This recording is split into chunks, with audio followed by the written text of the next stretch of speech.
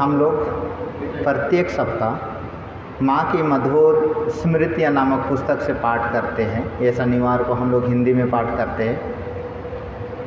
इसके सिलसिले में हम लोग पिछले बार बहुत कुछ देख चुके थे और आज हम लोग माँ की अहेतुकी कृपा मनोरंजन चौधरी जो माँ के सानिध्य में आए, माँ से दीक्षा पाई, उनका जीवन धन्य हो गया, उसके बारे में वो जो स्वयं का अनुभव है वो यहाँ पर वो लिखते हैं।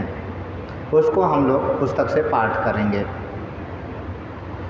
आज से लगभग 60 वर्ष पहले की बात है। स्कूल में अवकाश होने के कारण छुट्टियां बिताने के लिए मैं अपने मित्र के घर गया था। कुछ ही वर्ष पूर्व 1902 ईस्वी में स्वामी जी ने देह त्याग किया था। मेरे मित्र ने मेरे हाथों में एक पुस्तक थमा दी।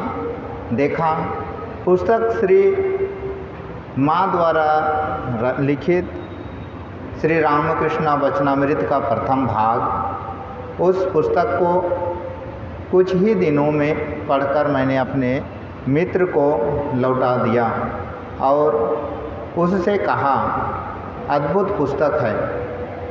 मैं नोआल खाली ज़िले के नोआल खोला गांव, जो अब बांग्लादेश में है, मैं अपने घर लौट गया। इसके बाद खाने पीने, घूमने तथा पढ़ने लिखने में मेरे कुछ दिन बीते। फिर मेरी शादी हुई और नौकरी भी मिली। नौकरी के सिलसिले में पहले मैं चटगांव और बाद में कक्स बाज़ार गया। वहाँ सारी रात जब ध्यान करता और दिन में 10 से 5 बजे तक दफ्तर में रहता। रात जब ध्यान करता और दिन में 10 से 5 बजे तक दफ्तर में रहता। कक्स बाज़ार में निर्जन समुद्र तट पर कभी कभी मैं निर्जन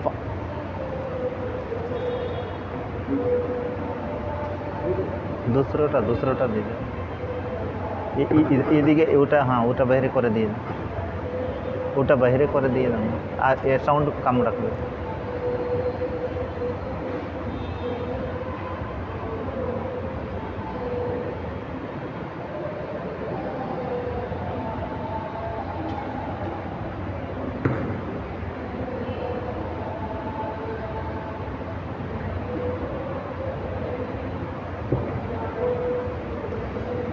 यहाँ पर हम लोग देखें 1902 स्वामी विवेकानंद का देह त्याग होता है।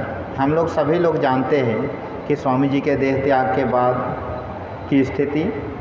यहाँ पर मनोरंजन चौधरी जो स्कूल में पढ़ते थे उसी टाइम आए थे और उसी समय उनका मुलाकात एक अद्भुत पुस्तक वचनामृत के साथ हुआ था और वो भी मास्टर महाशय के द्वारा लिखित वो वचनामृत पढ़कर उनको जो आनंद हुआ और उसी के साथ में उनको जब ध्यान करने का जो मौका मिला वो इसमें दर्शाया गया है। आगे बोलते हैं, कक्स बाज़ार में निर्जन समुद्र तट था।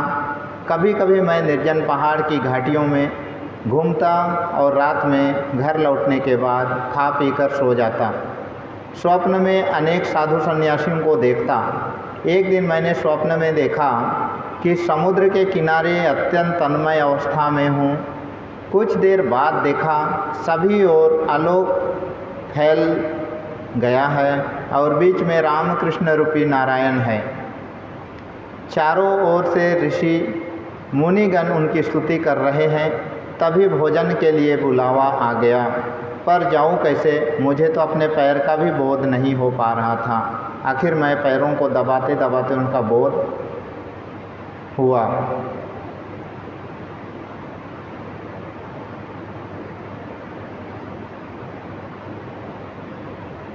इसके बाद और भी कुछ दिन अच्छी तरह बीते।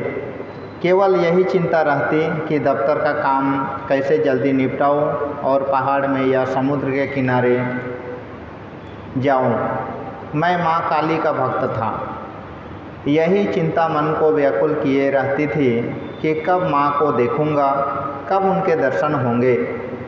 उनके स्मरण मनन में मुझे खूब आनंद मिलता, इतना आनंद कि मन में मानो समाता ही ना था और कभी नेत्रों से अविरल आंसू बहने लगते जो थमने का नाम ही नहीं लेते। परंतु तब भी क्या पानी में डूबे रहे व्यक्ति के समान मेरे प्राणों में व्याकुलता आ सकी थी। ऐसा हो तभी तो माँ के दर्शन होंगे। निर्जन में व्याकुल होकर रोने पर वे दया करती है, दर्शन देती है। लगता है मुझ में व्याकुलता नहीं है, लगता है मैंने रोना नहीं सीखा। ऐसा प्रतीत होने लगा कि मेरा जीवन ही व्यर्थ है। जिस समय हम लोग की व्याकुलता होती है उस समय पल पल क्षण क्षण ठाकुर का दर्शन ना हो, इसके लिए मन कैसा व्याकुल होता है। इसके मन में भी जो भक्त हैं उनके मन में भी एक एक क्षण काटना कितना कठिन है। हमारे जीवन में भी हम लोग देखेंगे कि हमारे को भी अगर इस तरह से व्याकुलता होगी तभी हम लोग ठाकुर का दर्शन कर पाएंगे। आगे बोलते हैं, एक दिन मैं कोलकाता गया, उसके बाद दक्षिणेश्वर होते हुए बेलूर मठ भी गया। वहाँ स्वामी विवेकानंद जी के शिष्य ब्रह्मचारी ज्ञान महाराज से भेंट हुई। उन्होंने पूछा, ध्यान करोगे?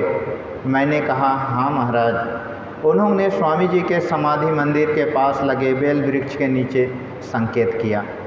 मैं वहाँ जाकर बैठा और थोड़ी देर ध्यान करने के बाद उठ गया। ज्ञान महाराज ने मुझे अपने साथ ले जाकर पूरा बेलूर मठ दिखाया। अगले दिन सुबह मैं फिर मठ में गया। ज्ञान महाराज बोले, मास्टर महाशय से तुम्हारा परिचय हुआ है क्या? मैंने कहा, नहीं महाराज। एक युवा ब्रह्मचारी नाव से कोलकाता जा रहे थे। महाराज ने उन्हें बुलाकर कहा, इसे अपने साथ ले जाओ, मास्टर महाशय का घर दिखा देना। हम लोग नाव पर बैठे। इसके बाद बाग बाज़ार में नाव से उतरने पर ब्रह्मचारी जी मुझे मास्टर महाशय के घर ले गए। उनके घर जाकर मैं डरते डरते उनके चरणों में बैठ गया। मुसलमान लोग जैसे नमाज पढ़ने बैठते हैं, श्री माँ ठीक उसी मुद्रा में एक छोटी चौकी पर बैठे थे। मेरी सारी बातें सुनने के बाद वे बोले, मैं दिव्य नेत्रों से देख रहा हूँ कि माँ हाथ उठाकर तुम्हें बुला रही है। उन्होंने अधिक कुछ नहीं कहा, पर वे सदा हंसमुख रहते थे, हल्के हल्के मुस्कुरा रहे थे और मेरी ओर देख रहे थे। बोले, माँ जयराम बाटी में है। उन्होंने यह भी बता दिया कि वहाँ किस प्रकार जाना होगा। अगले दिन सुबह की ट्रेन से मैं विष्णुपुर गया। ट्रेन से उतरकर होटल में भोजन करने के बाद सुरेश्वर सेन के घर गया। घर में घुसते ही देखा सुरेश्वर बाबू पुष्प उद्यान में बेला के पौधे की गुड़ाई कर रहे थे। माँ के घर जा रहा हूँ यह जानकर उन्होंने रात में मुझे बड़े प्रेम से खिलाया। रात के 10 बजे उन्होंने बैलगाड़ी का प्रबंध कर दिया। बैलगाड़ी रात भर चलती रही। सुबह 7 बजे मैं ग्वालपाड़ा के आश्रम में पहुंचा। ब्रह्मचारी लोगों ने बड़ा प्रेम पूर्वक व्यवहार किया। वही नहाना खाना हुआ, फिर जयराम बाटी के लिए रवाना हुआ। शाम को माँ के घर पहुंचा। आंगन में माँ को देखते ही मैं उनके चरणों में लौट गया। आँखों से आंसू थम ही नहीं रही थी। इसी दशा में ब्रह्ममयी कृपा करो कहते हुए माँ के चरणों में मैंने अविरल आंसू बहाए। माँ ने मेरी सिर पर हाथ रखकर कहा, कृपा के पात्र तो हो ही। माँ ने मुझे खाने को मुरमुरे, बेगुनी तथा जलेबी दी। संध्या हो गई थी। अगले आनंद ही आनंद मानो आनंद की हाट लगी हो। जैसे मछलियाँ पानी में आनंदपूर्वक तैरती फिरती है, वैसे ही मेरे भी जीवन में आनंद में डूब जाने की इच्छा हो रही थी। जिधर भी निगाह जाती, आनंद के सिवा अन्य कुछ भी दिखाई नहीं देता। नेत्रों को मानो पीलिया हो गया हो। माँ की भाषा में मानो आनंद का हाट भर गया। मेरे चारों ओर भी सब कुछ आनंदमय हो उठा था। रात में भरपेट खाकर सोया। खूब सवेरे हाथ मुँह धोने के लिए मकान से बाहर निकला। माँ का जब ध्यान उनके पहले ही समाप्त हो जाता था। बाद में सुना था किसी ब्रह्मचारी से उन्होंने कहा था, चटगांव से पिछली शाम जो लड़का आया है उसे जगा दे। ब्रह्मचारी मुझे कमरे में ना पाकर माँ से बोले, कोई दिखाई तो नहीं दे रहा है। माँ ने फिर कहा, फिर से खोज। मैं उसकी प्रतीक्षा कर ही रही हूँ। इधर मैं ऐसे ही घूमते घूमते सहसा भानु बुआ के घर जा पहुँचा था। बुआ एक सितूही से दूध की कड़ाही खरोच रही थी। उन्होंने उस खुरचन से एक लड्डू बनाया था। मेरे आते ही वे बोली, गोपाल पनीर खाओगे? मैंने तत्काल घुटने के बल बैठकर हाथ फैलाकर लड्डू को ले लिया और आनंद मग्न होकर खाने लगा। बुआ बोली, प्रेमी रूपी बाघ ने मानो तुम्हें दबोच लिया है। ज्ञानी थी, देखते ही मेरी अवस्था समझ गई। ठीक तभी ब्रह्मचारी हरि प्रेम महाराज आकर बोले, आप यहाँ हैं? माँ आपको खोज रही है। हाथ का लड्डू मुंह में भरकर मैं तत्काल भागा। जाकर देखा माँ पूजा निपटाने के बाद मेरी प्रतीक्षा कर रही है। मेरे जाते ही बोली, दीक्षा लोगे? मैंने कहा, माँ मैं कुछ नहीं जानता, सब तुम्हारी इच्छा, जाओ स्नान कराओ। कहकर माँ ने दाहिनी और अपनी कुटिया के पूर्व के तालाब की ओर इशारा किया। मैं जल्दी से तालाब में डुबकी लगाकर माँ के पास आकर हाजिर हो गया। श्री माँ ने मुझे बता दिया था, माँ के लिए लाल किनारी की एक साड़ी, 1 रुपया और कुछ गुड़हल के फूल लेते जाना, और वह सब मैं ले गया था। स्नान के बाद वह सब मैंने माँ को दिया। माँ ने मुझे दीक्षा दी। अपनी उंगली पर जप करना सिखाया। ठाकुर के चित्र की ओर इंगित करके बोली, ये ही तुम्हारे इष्ट हैं। दीक्षा के बाद माँ को प्रणाम करके उठते समय मैंने स्पष्ट देखा, वहाँ माँ नहीं, उनकी जगह स्वयं माँ खाली बैठी है। मैं अचेत होकर पुनः उनके चरणों में लौट गया। यहाँ पर हम लोग देखते हैं कि हम लोग जिसके ऊपर हमारी श्रद्धा रहती है, हमारी विश्वास रहती है, गुरु लोग भी उसी रूप में हम लोगों को दर्शन देते हैं। और यहाँ पर गुरु की खोज करने के लिए जाने पर ही उसके लिए माँ स्वयं खड़ी रहती है और उनकी प्रतीक्षा करती है। इस तरह से गुरु होते हैं। खाली हम लोग को कदम बढ़ा के पहुँचना होगा। इस तरह से हम लोग देखते हैं। उसके बाद है, मेरे बाद और भी एक व्यक्ति की दीक्षा हुई। उन्होंने माँ से पूछा था, माँ क्या ये घर छोड़कर सन्यासी होकर निकल जाएंगे? उत्तर में माँ ने बताया था, नहीं, उसका थोड़ा सा भोग बाकी रह गया है। आनंद आनंद आनंद। उस रात भी मुझे माँ के घर में रहने का सौभाग्य मिला। अगले दिन सुबह खोखा महाराज स्वामी सुबोधानंद कमरपुकुर जा रहे थे। मैंने माँ से पूछा, खोखा महाराज के साथ जाऊँ? माँ से अनुमति पाकर उनके साथ चल दिया। कमरपुकुर में मैंने रामलाल दादा और लक्ष्मी दीदी को देखा।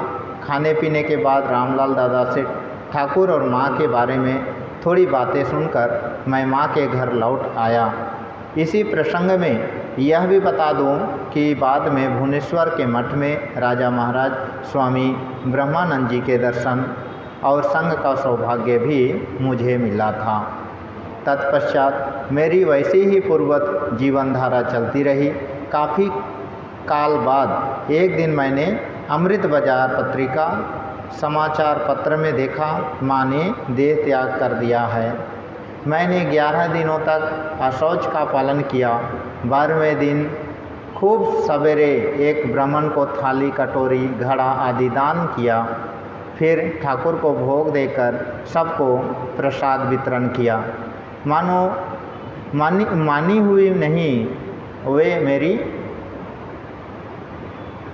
अपनी ही माँ थी। यहाँ पर माँ को माना हुआ नहीं, स्वयं की माँ ही समझ बैठे और सचमुच में माँ सबकी है। जन्म जन्मांतर की माँ थी, इसलिए तो यह सब किया। इसके बाद बहुत वर्ष बीत गए।